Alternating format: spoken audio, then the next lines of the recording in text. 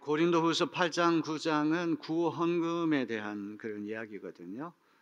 고린도 교회가 기근과 가난으로 고통을 겪는다는 소식을 듣고 마케도니아 교회들과 또 아가야에 있는 고린도 교회가 연합해서 그 구호 헌금을 모아가지고 돕는 그런 이야기입니다. 이제 이 말씀은 사도행전에도 잠깐 나오고 고린도전서에도 나오고 또 로마서에도 나오고 갈라디아서에도 나와요. 그런데 몇 구절밖에는 취급을 하지 않습니다.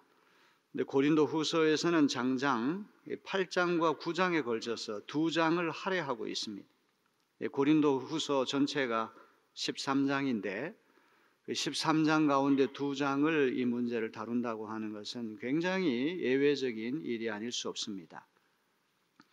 고린도 교회에서 1년 전에 구호 헌금하기로 작정을 했는데 바울과 사이가 안 좋았거든요. 그래서 중단이 돼 버렸어요. 근데 바울이 눈물로 쓴 그 격한 편지를 고린도 교인들이 읽고서는 회개했습니다. 바울을 힘들게 했던 사람을 징계하고 또 그 사람도 징계를 달게 받고 고린도 교인들하고 바울이 화해하게 됐어요. 해빙 무드에 접어들게 된 것이죠. 그래서 사도 바울이 이제 모든 것이 다 제자리 잡았으니까 1년 전에 중단됐던 구호 헌금을 다시 마무리 지라. 그래서 8장 9장은 그런 역사적인 맥락에서 나온 말씀입니다. 그러면서 바울이 얼마나 세심한지 그 고린도 교인들이 모은 헌금을 누가 수납을 해야 하고 전달해야 되지 않습니까? 아무렇게나 하지 않고 3인 1조 세 사람 검증된 사람을 파견을 해가지고 헌금을 수령하고 또 운반하고 전달하는 실무 책임 맡기는 이야기까지 하거든요. 지난주일에 우리 들은 말씀에는 이 3명의 실무단을 먼저 파견해서 헌금 문제를 깔끔하게 완료를 한 다음에 사도 바울이 도착하게 되면 이제 그 헌금 들고 예루살렘에 갈 수 있게 해달라. 미리 헌금을 준비하라 이런 부탁을 하잖아요. 미리 하지 않고 문구적거린다고 하는 것은 헌금에 대한 열정이 없기 때문에 그런 것이거든요. 그래서 헌금이라고 하는 것은 갑자기 지갑 꺼내가지고 하는 것이 아니라 미리 정성을 다해서 준비해야 된다. 이걸 기억해야 됩니다.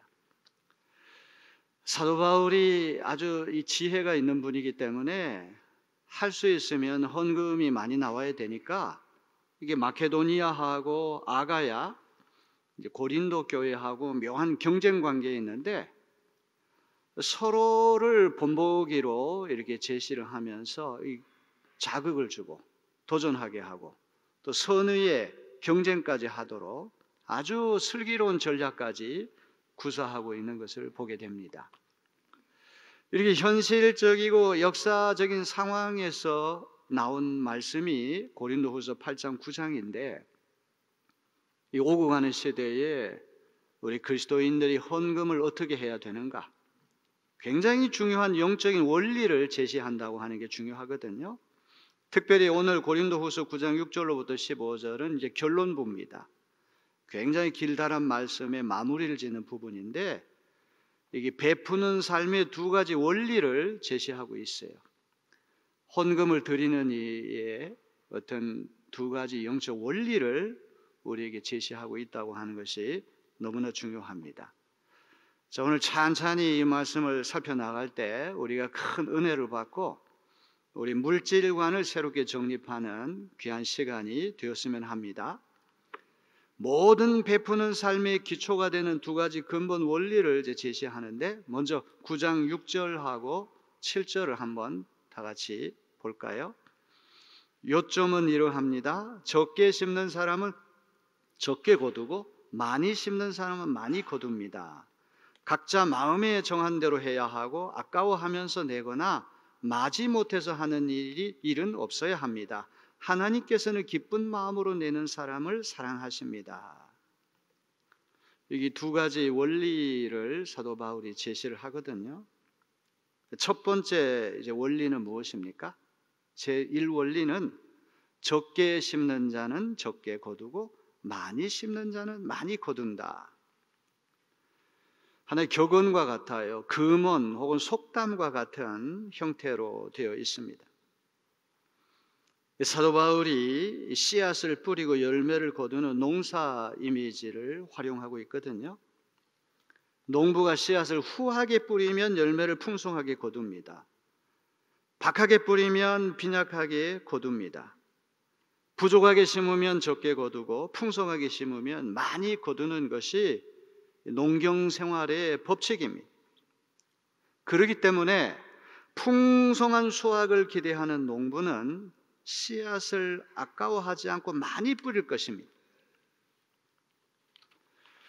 이제 이 비유가 구호 헌금과 관계가 되어 있다면 적게 심는다는 말은 씨앗을 아까워하면서 인색하게 베푸는 것을 말하고, 씨앗을 많이 심는 것은 후한 마음으로 풍성하게 베푸는 것을 의미할 것입니다. 심는다고 하는 것은 드리는 것, 베푸는 걸 이야기하는 것이죠. 장차 풍부한 수확을 기대하며 씨앗을 아끼지 않고 뿌리는 농부와 같이 아낌없이 후하게 베푸는 사람에게 하나님께서 열매를 풍성히 거둘 수 있도록 복을 주신다는 것이죠. 바울이 이 원리를 제시할 때 이 원리는 잠언서 11장 24절에서부터 나온 말씀입니다. 우리 잠언서 11장 24절을 한번 다 같이 볼까요? 남에게 나누어 주는데도 더욱 부유해지는 사람이 있는가 하면 마땅히 쓸 것까지 아끼는데도 가난해지는 사람이 있다. 바울이 제시하는 이 원리가 이 잠언서 11장 24절 말씀에 고스란히 함축되어 있어요. 농부가 씨앗을 열심히 뿌렸습니다. 씨앗은 땅속에 들어가 다 썩어 없어져 소멸하는 것처럼 보이잖아요. 하나님 앞에 뭔가를 드리게 되면 없어지는 것 같고 마이너스가 되는 것 같고 내 쪽에서부터 빠져나간다고 생각하는 것처럼 보이잖아요. 그런데 씨앗은 소멸되는 것처럼 보이지만 반드시 뿌린 것에 비례해서 열매가 나타나게 되어 있어요. 여러분이 오늘 헌금을 드리는 그 행위는 씨앗을 뿌리는 것과 마찬가지. 여러분 많이 뿌려야지만 많이 거두는 거 아닙니까? 다음에 이제 말씀드리겠지만 많이라고 하는 말이 헌금의 양을 얘기하는 것이 아니라 질을 얘기하는 것입니다. 액수가 많고 적음 이게 중요한 것이 아니라 어떤 동기로 어떤 자세로 하나님 앞에 예물을 드리냐가 중요한 것입니다. 뿌린 만큼 고스란히 열매를 거두게 되어 있어요. 씨앗을 뿌리고 심는다고 하는 것은 없어지는 거예요. 썩어 없어지는 것처럼 보여요. 그런데 썩어 없어져서 소멸되는 것처럼 보여도 비례해서 열매가 나타납니다. 여기 잠언서가 하는 말씀이 그런 말씀 아닙니까? 남에게 많이 베풀고 나누는데 점점 없어지고 소멸되는 게 아니라 점점 부유해지는 사람이 있는가 하면 딱 움켜잡고 이것을 나누지 않는 사람은 더 풍성해질 것 같은데 이상하게도 가난해지는 사람이 있다. 이것이 하늘나라 경제 법칙이라고 하는 것을 우린 기억해야 됩니다. 두 번째 원리입니다. 제2 원리는 아까워하거나 억지로 하지 말고 각자 마음에 정한 대로 헌금해야 한다. 두 번째 원리는 헌금의 동기에 관한 교훈입니다. 2000년 전은 권위주의 시대고 하이어라키, 어떤 위계 질서가 분명했던 시대이기 때문에 사도 바울이 마케도니아에 있는 교회들 또 고린도 교회에다가 1인당 100만 원씩 하시오. 헌금 액수를 미리 정해주고 모든 사람들이 그 액수를 똑같이 내라. 이렇게 지시할 수가 있거든요. 그런데 바울은 그렇게 하지 않습니다. 각자의 형편에 맞게 마음에 작정한 대로 헌금을 하라. 이렇게 가르치고 있어요. 인색한 마음으로 하지 말고 외부의 강요 때문에 억지로 하지 말고 각자의 마음에, 그래서 오늘 바울이 가르치는 두 번째 원리에서 중요한 것이 마음의 테카르디아라고 하는 말이 얼마나 중요한지 몰라요. 헌금은 물질이 왔다 갔다 하는 게 아니고 마음에서부터 비롯된다는 것을 기억해야 돼요. 마음에 정한 대로, 마음에 작정한 대로, 그러니까 누군가에게 베풀고 나눈다고 하는 것은 마음에서부터 비롯된다는 것을 한시도 잊지 말아야 됩니다. 마음으로 작정한 헌금에는 이제 두 가지 동기가 있는데, 첫째는 부정적인 동기고 두 번째는 긍정적인 동기입니다. 자, 먼저 부정적인 동기는 어떤 것입니까? 인색함으로 하는 헌금이 있어요. 아까워하면서. 개역개정에는 인색함으로 번역을 했고 새 번역은 아까워하면서로 번역을 했는데요, 헬라 말로는 리페라고 하는 말이에요. 리페라고 하는 말은 근심, 슬픔, 이 감정명사예요. 헌금을 이제 드리기는 드리는데 돈이 아까워요. 근심하면서 슬퍼함으로 드리는 거죠. 그렇기 때문에 인색한 마음으로 드리는 것이고 아까워하면서 드리는 것입니다. 이게는 내부의 문제죠. 그 다음 외부의 문제가 또 있는데 억지로, 개역개정은 억지로 이렇게 번역을 했고 새 번역은 마지못해 이렇게 번역을 했는데 헬라 말로 아난케라고 하는 말. 이 아난케라고 하는 말은 압력, 강요 이런 뜻을 가지고 있어요. 기꺼운 마음으로 자원해서 드리는 것이 아니라 외부의 압력이나 강요로 드리는 억지 헌금을 말하는 것이거든요. 이것도 바람직한 헌금이 될 수가 없는 거예요. 슬퍼하면서 근심하며 드리는 것은 이거 내부적인 문제고, 억지로 강요당하듯이 압력 때문에 드리는 헌금은 외부적인 문제거든요. 이건 둘 다 동기가 잘못된 거예요.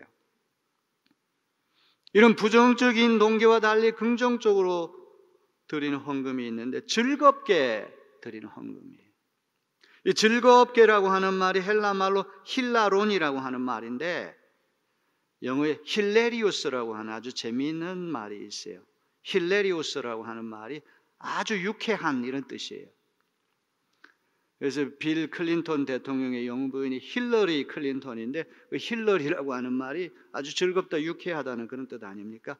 그러니까 이 힐레리우스라고 하는 단어가 힐라론에서부터 나온 말이에요.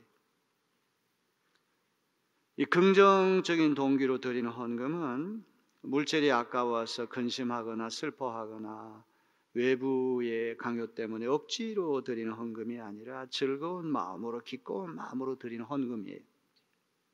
하나님은 이렇게 즐거운 마음으로 내는 사람을 사랑하신다. 오늘 사도 바울이 그 말씀을 덧붙이지 않습니까? 지금까지 바울이 말씀드린 두 가지 원리는 헌금의 액수, 양이 초점이 아니라 헌금의 동기와 자세, 즐겁고 기꺼운 마음으로 드리는 헌금의 질이 중요하다는 거예요. 아멘. 각자의 형편에 따라 가지고 액수가 많을 수도 있고 적을 수도 있지만 그 액수가 중요한 것이 아니라 어떤 동기와 어떤 자세로 드리느냐, 헌금 드리는 질이 중요하다고 하는 것을 우리에게 말씀하고 있습니다. 자, 이제 9장 8절로 이제 넘어가게 될 터인데요. 이제 9장 8절은 이제 이런 이야기예요. 씨앗을 많이 심어야지만 열매를 많이 거두잖아요. 많이 씨앗을 심으려면 씨앗이 많아야 되잖아요. 그 많은 씨앗은 어디로부터 오느냐?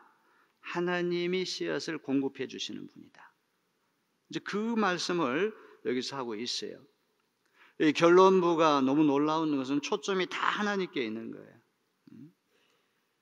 우리가 선한 마음을 가지고 복된 마음을 가지면 하나님이 신비하게도 풍성하게 채워주신다.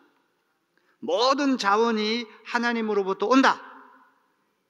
이것을 우리에게 이제 들려주고 줍니다. 우리 9장 8절을 한번 다 같이 읽어볼까요? 하나님이 능히 모든 은혜를 너희에게 넘치게 하시나니 이는 너희로 모든 일에 항상 모든 것이 넉넉하여 모든 착한 일을 넘치게 하게 하려 하심이라. 바울이 수사학을 공부한 분이기 때문에 이 헬란말 피로 시작되는 말씀이 계속 연달아 나와요. 모든 은혜 넘치게 하신다. 모든 일, 항상, 모든 것, 넉넉하여 모든 착한 일 넘치게. 이 모든이라고 하는 말을 4번 쓰고 항상이라고 하는 시간 부사를 1번 쓰고 넘치다라고 하는 말을 2번 사용하거든요. 하나님은 후하게 기꺼운 마음으로 베푸는 사람에게 모든 시간과 모든 장소를 초월해서 모든 영역에서 차고도 넘치게 채워주시는 분이시다. 이것을 강조하는 거예요. 씨앗을 많이 심어야지만 농부가 열매를 많이 거둔다면 그 씨앗이 많아야 되잖아요. 그 많아야지 뿌릴 거 아닙니까? 그 많은 씨앗, 우리로 얘기하면 물질인데 그 어디서부터 오느냐? 하나님으로부터 온다는 거예요. 저는 우리 내리교회 젊은이들이 앞으로 경제활동 열심히 해서 물질을 많이 벌어들이는 분들이 됐으면 좋겠어요. 씨앗을 많이 가지고 많이 뿌리는 분들이 되셨으면 좋겠어요.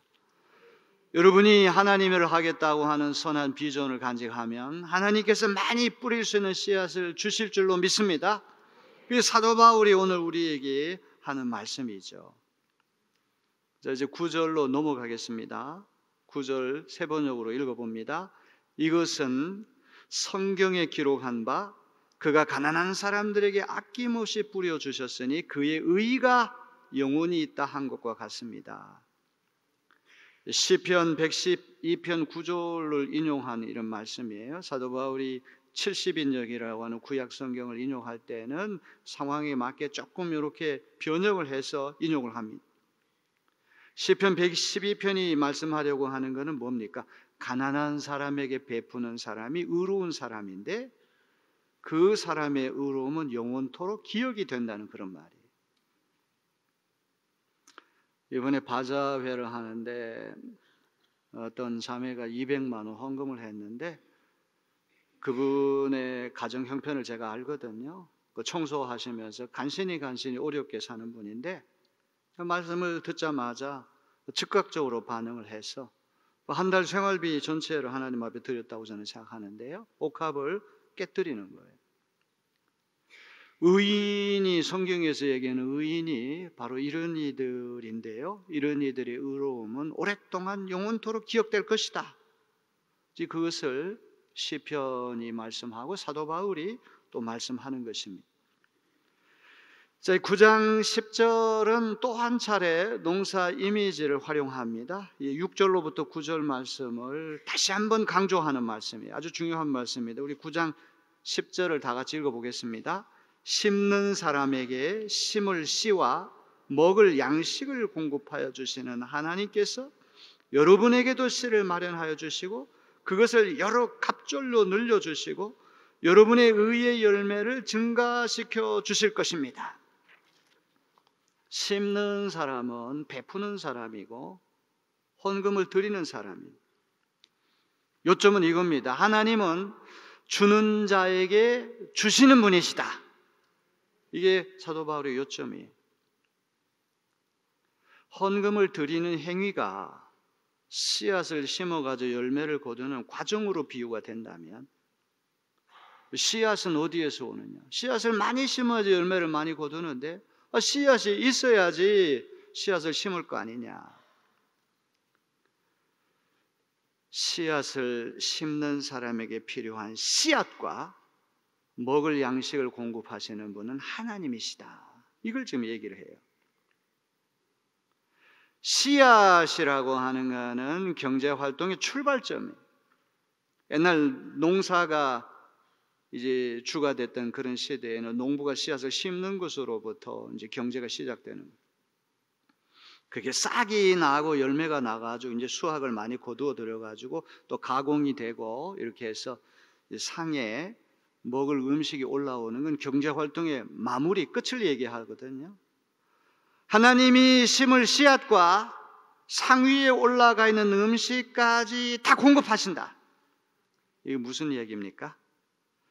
하나님께서 우리 생활에 필요한 모든 자원을 풍성하게 공급해 주시는 하나님이시라는 거죠. 농부가 씨앗을 많이 심으려면 수중에 씨앗이 많아야 하듯이 누군가에게 베풀기 위해서는 베풀 수 있는 자원이 있어야 하는데 하나님이 그 자원을 공급해 주시는 분이라는 거예요.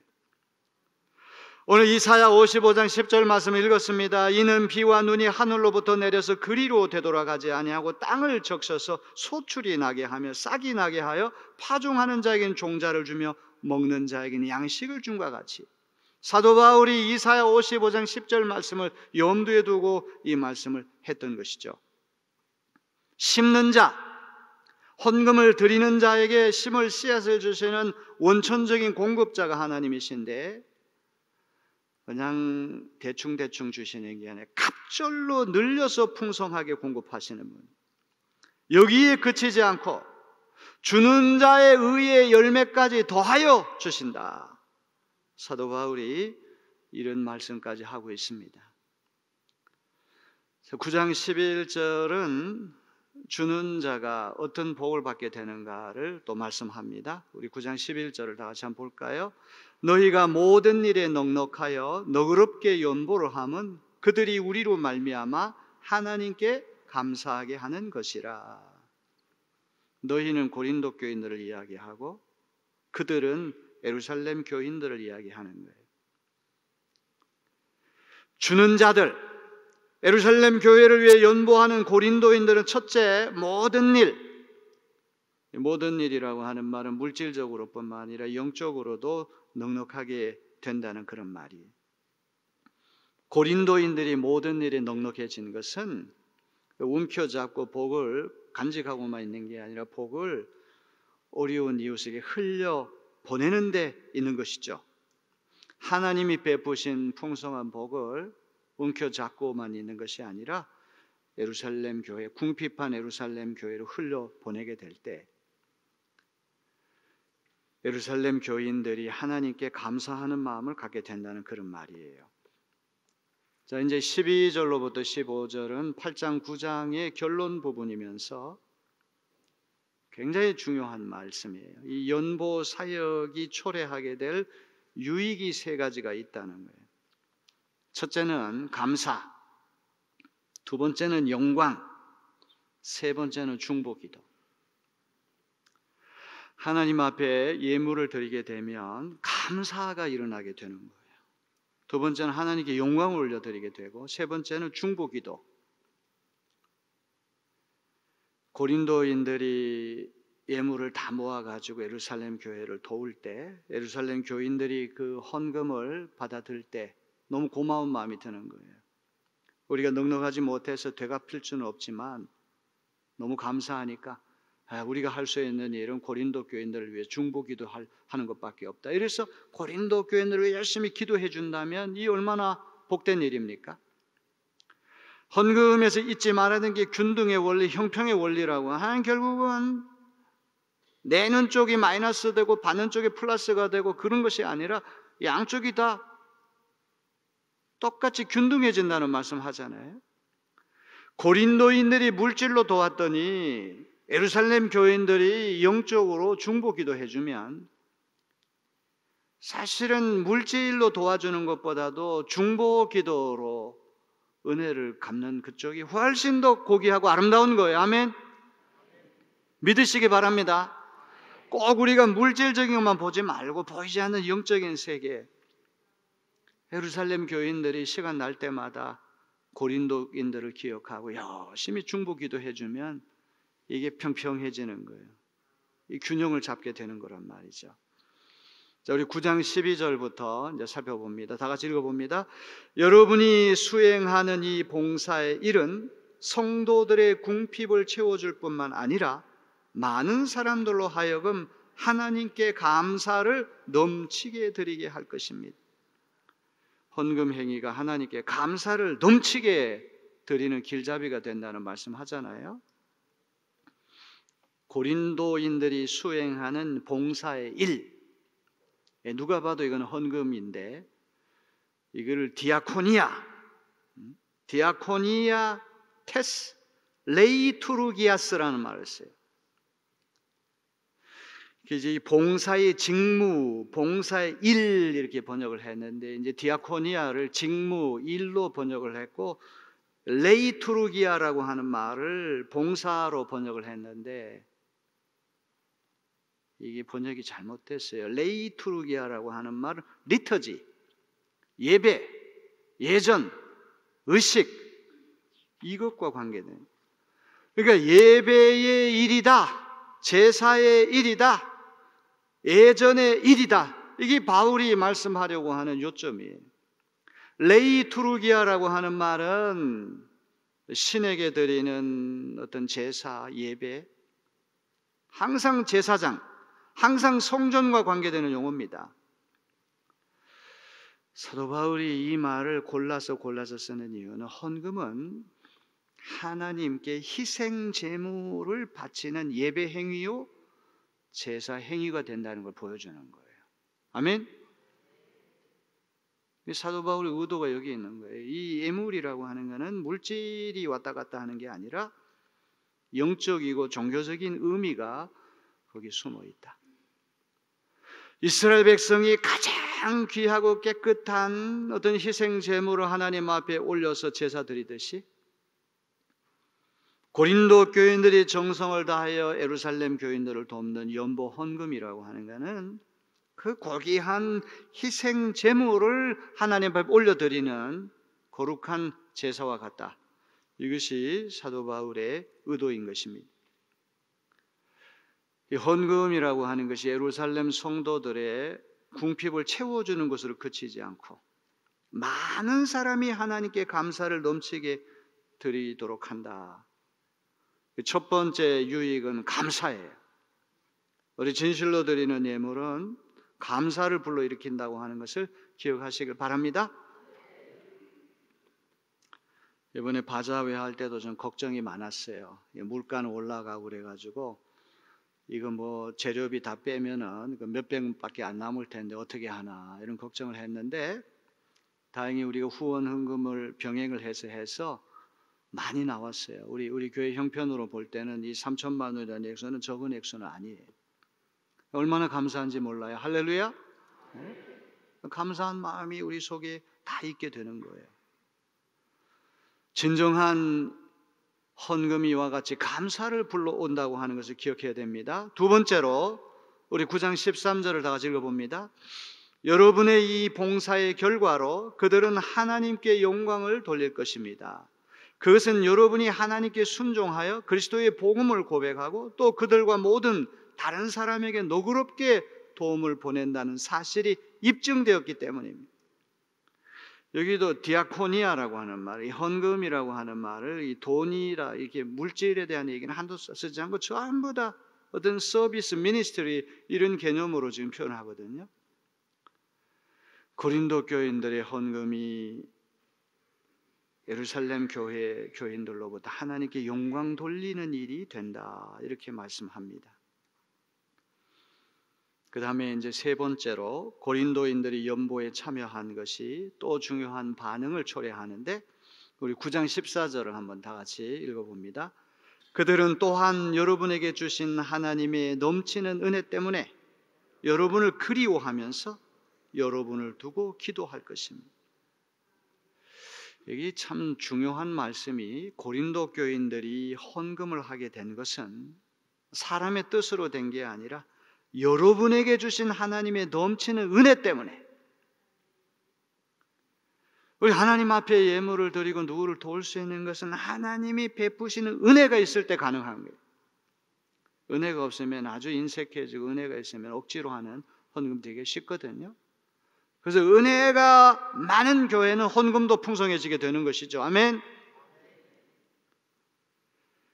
예루살렘 교인들이 고린도인들이 이렇게 헌금해 주는 것 때문에 고린도인들을 그리워한다. 이거 사모한다는 말. 그 어려운 처지에 우리를 도와줬으니 참 귀한 분들이다. 그리워, 사모하는 마음을 가지면서 우리가 물질로 되갚기는 어렵지만 그들을 위해서 기도해 주자. 중보 기도한다는 그런 말이에요. 사모하는 마음을 간직하고 고린도 교인들을 위해서 중보 기도해 주면 이 얼마나 아름다운 것입니까? 고린도인들은 물질로 도왔지만 물질보다 더 소중한 중보 기도를 예루살렘 교회가 고린도인들을 위해서 한다면 이 얼마나 귀하고 아름다운 일이냔 말이에요. 이제 마침내 우리 8장 9장의 마지막 끄트머리에 왔어요. 사도 바울이 과연 이 중요한 8장 9장을 어떻게 결론을 지을 거냐. 우리 9장 15절을 한번 다 같이 한 목소리 읽어볼까요? 말로 다 형언할 수 없는 선물을 주시는 하나님께 감사합니다. 하나님께 감사하다고 하는 말로 끝이 났어요. 이제 우리말 성경은 하나님께 감사하다고 하는 말이 끝으로 배치가 되어 있는데 헬라 원어 성경에는 카리스 토 데오, 하나님께 감사를, 이렇게 딱 제일 소두에 이 말씀이 나오거든요. 이 선물이라고 하는 말이 헬라 말로 도레아라고 하는 참 아름다운 말, 도레아. 옛날 선교 초기에 그 선교사님들이 오셔서 여성들에게 세례를 준 다음에 여성이 이름이 없으니 크리스찬 네임, 기독교 이름을 하나씩 선사합니다. 많이 주는 게 도라라고 하는 이름을 줬거든요. 이 도라라고 하는 이름이 바로 도레아, 선물이라는 뜻이에요.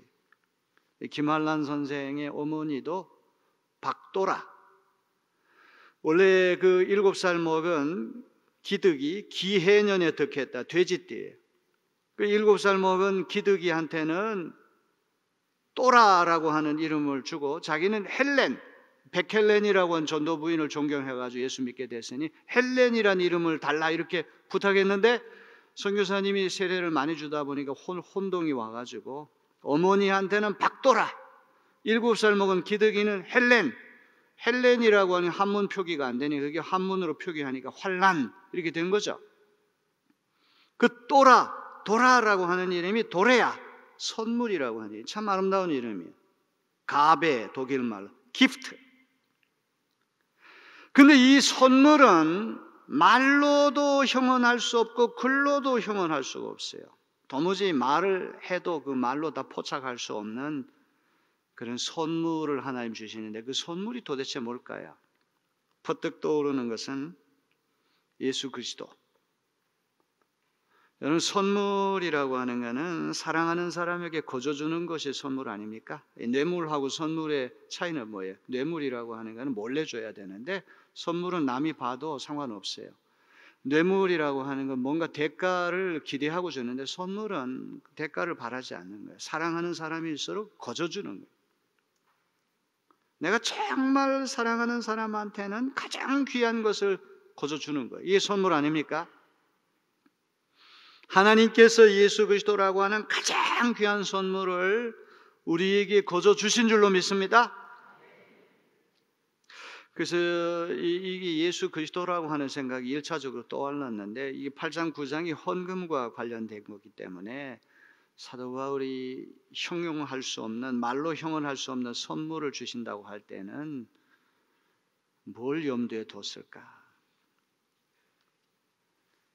이 바울에게 이 구호 헌금이 갖는 어떤 의미가 있었거든요. 그 초대교회는 유대교를 믿다가 기독교로 개종한 사람들, 이 유대계 기독교인들, 유대교인이 아닌 이방인들이 예수 믿고 교회에 들어오는 이방계 기독교인, 헬라계 기독교인. 유대교를 믿다가 기독교인 된 사람은 유대교 잔재를 떨어내려고 그러질 않아요. 율법을 고수하려고 그러고 할례, 이방인들도 할례 받아야지 크리스찬 될 수 있다 이렇게 주장하고, 코셰르, 정한 음식, 부정한 음식 이방인들도 지켜야 된다. 안식일, 성일 이런 것들을 계속 강요하지 않습니까? 유대계 기독교인들은 기독교를 유대교화시키려고, 유대교의 작은 집으로 만들려고 그러고, 이방계 기독교 신자들은 탈유대교와 유대교로부터 탈출해가지고 기독교를 세계화 시키려고 그러는 거예요. 지금은 이게 세계화가 됐지만 이 초대교회는 양대 세력이 서로 경쟁하고 다투는 거예요. 특별히 한 교회 안에 유대계인들과 헬라계 사람들이 섞여 있을 때는 이것 때문에 교회가 시끄러운 거예요. 바울이 볼 때 마케도니아 아가야 지역의 이방계 교회들이 구원금을 모아가지고 예루살렘 모교회를 돕는 것은 이런 양대 세력이 화해하고 일치하는 상징적인 사건으로 보는 거예요. 그러면서도 유대교인들의 이방인을 유독 배타적으로 대하기 때문에 헌금을 부정하다고 안 받아주면 어떡하지? 그런 걱정을 많이 하거든요. 만일 유대교인들이 받아준다면 이거는 일대 교회가 새로운 세계로 진입하는 것을 알리는 일대 놀라운 사건이에요. 야, 이제 그리스도 안에는 유대교인도 헬라인도 없다. 온 인류가 그리스도 안에서 하나가 된다. 이거를 실질적으로 보여주는 하나의 상징적인 사건이 구원금에 있다고 본 거예요. 말로 다 형언할 수 없는 선물이라고 하는 건 바로 그것을 염두에 둔 것이 아닐까, 그런 해석을 해보게 됩니다. 어쨌거나 우리 8장 9장을 여러 차례 걸쳐가 설교를 했는데 차제에 우리 헌금에 대한 우리의 자세를 동기를 바로 하는 그런 귀한 시간 되어지기를 주님의 이름으로 축원합니다.